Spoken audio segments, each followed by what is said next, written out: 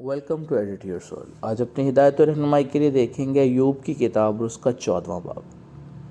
انسان جو عورت سے پیدا ہوا تھوڑے دنوں کا ہے اور دکھ سے بھرا ہے، وہ پھول کی طرح نکلتا اور کاٹ ڈالا جاتا ہے، وہ سایہ کی طرح اڑ جاتا ہے اور ٹھہرتا نہیں۔ سو کیا تو ایسے پر اپنی آنکھیں کھولتا ہے اور مجھے اپنے ساتھ عدالت میں گھسیٹتا ہے؟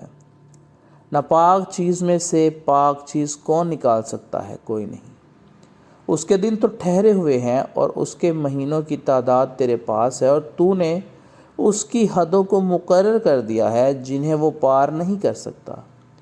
سو اس کی طرف سے نظر ہٹا لے تاکہ وہ آرام کرے، جب تک وہ مزدور کی طرح اپنے دن پورا نہ کر لے۔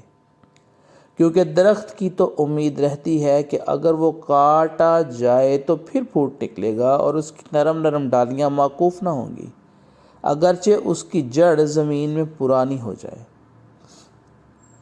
اور اس کا تنا مٹی میں گل جائے، تو بھی پانی کی بو پاتے ہی وہ شگوفے لائے گا اور پودے کی طرح شاخیں نکالے گا۔ لیکن انسان مر کر پڑا رہتا ہے، بلکہ انسان دم چھوڑ دیتا ہے اور پھر وہ کہاں رہا؟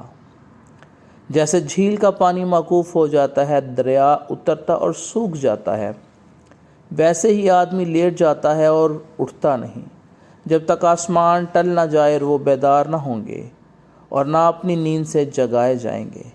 کاش کہ تو مجھے پاتال میں چھپا دے، جب تک تیرا قہر ٹل نہ جائے، مجھے پوشیدہ رکھے اور کوئی معین وقت میرے لیے ٹھہرائے اور مجھے یاد کرے۔ اگر آدمی مر جائے تو کیا وہ پھر جیے گا؟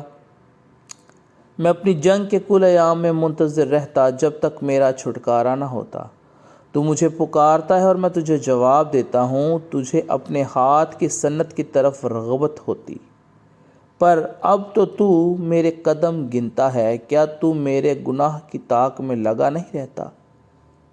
میری خطا ہتھیلی میں سر بمہر ہے، تو نے میرے گناہ کو سی رکھا ہے۔ یقیناً پہاڑ گرتے گرتے معدوم ہو جاتا ہے اور چٹان اپنی جگہ سے ہٹا دی جاتی ہے۔